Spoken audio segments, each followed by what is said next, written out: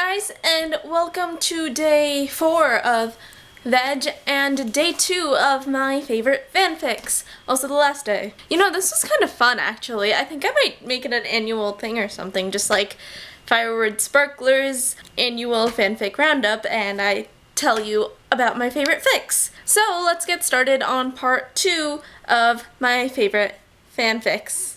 So the first fic for today is called the Trains series from the Lizzie Bennet Diaries fandom, and it's totally Lizzie Darcy, and it's really good.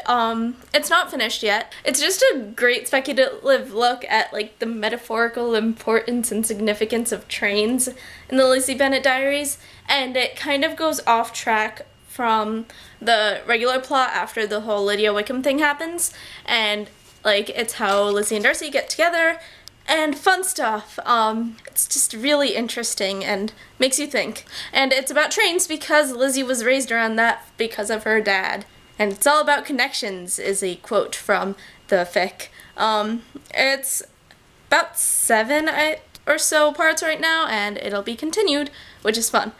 The second fic I am going to recommend for you today is called Through the Glass by Dental Floss, and it is about Hawkeye or Clint Barton, and is very Clint-centric because it's kind of an origins fic. It's about how he got to S.H.I.E.L.D., and it's really kind of intense because, well, I'll spoil it for you a little bit. You know, in the first chapter, Clint gets to S.H.I.E.L.D. because he was brainwashed, kind of, to be loyal to S.H.I.E.L.D. He has to follow orders no matter what in S.H.I.E.L.D.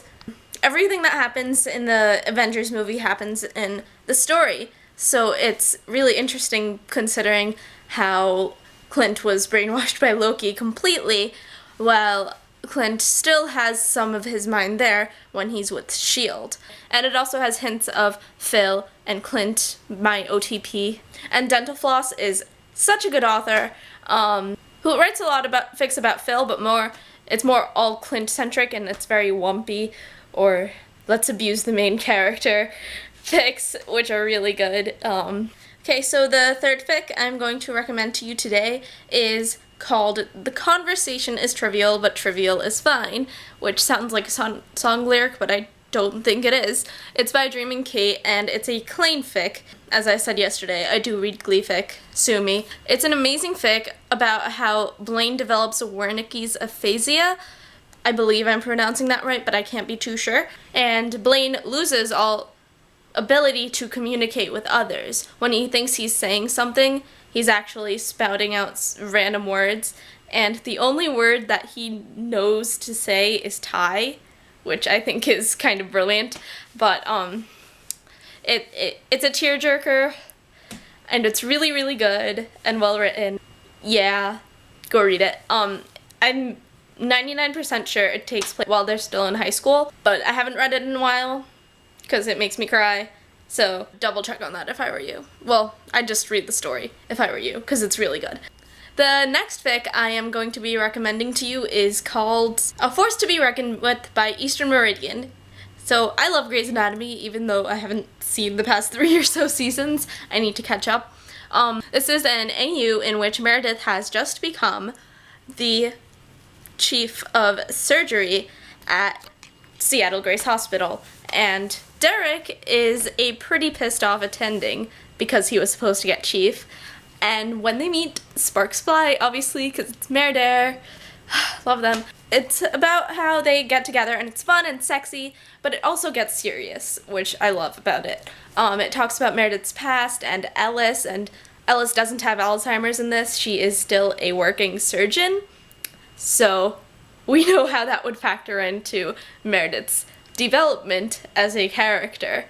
And we find out stuff about Thatcher, and it's really good as long as you kind of ignore there are a few grammar mistakes in every chapter, and it's not like the best written fic, but it's a good story. Yeah, I don't think Eastern Meridian's first language is English, and she also uses like Britishisms, which I don't like post instead of mail. If you kind of like ignore those things, it's a good story and it's pretty well written. So the next fic I'm going to recommend to you today is called Cian Ilian. I think I'm pronouncing that right. And it's another fic by Everything is Poetry, because I couldn't help myself, and it's so good. And completely different from After Image, except for the fact that she writes Tony incredibly. This one is about how Tony has a son who is autistic, and how Tony has to raise him as a single parent. And it's so good, and it's also about how each of the Avengers eventually finds out, and how Pepper and everyone around Tony finds out. It's a great fic, it really is. And the kid is just wonderful. I love him.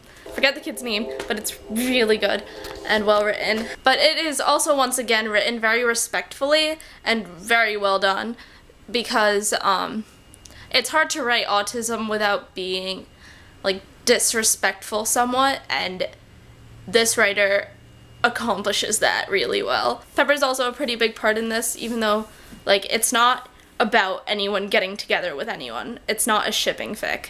It's just Tony and his son and that relationship, and it's a great one. The final fic I'm going to recommend to you today is a Harry Potter fic. Huzzah! Everyone cheer. It's called Friends Forever, Maybe Not by Krstna. I'm guessing that spells Christina. This fic is a very long series, very long, and it takes place in the Marauder era, and it kind of chronicles the journey of the friends group, like Lily's friends group and James's friends group, plus a bunch of OCs, their years through Hogwarts and after Hogwarts. Right now the 8th part is going on. It's called Friends Forever, Maybe Not After Hogwarts, and each one is like Friends Forever, Maybe Not Year 1, Year 2, etc. And it's just a lot of fun to read, because like this person has taken so much time to write this. It's been like 5 years and it's still going on. It's amazing. You have to read the whole thing and be amazed that someone took so much time to write all this when it's pretty much the length of J.K. Rowling's works. Well, I don't think it's the length of J.K. Rowling's works, but it's up there. So much time and effort was put into this, and it's so worth reading. And I'm 99% sure she is going to write it until Lily and James' death. It's very, very good. And Sirius gets a girlfriend in it, and it's wonderful and stuff. It's a really amazing fic. It just baffles me that someone could write that much for a fanfic. Like, you don't expect people to write all this stuff and not get paid for it, but it's what people do, and it's amazing. I love fan fiction writers. The amount of work people put into this and how good some of these stories are. People amaze me. That's the moral of the story. See you guys tomorrow for my next VEDJ video. Bye! Also, congratulations to John Green on having a healthy baby girl.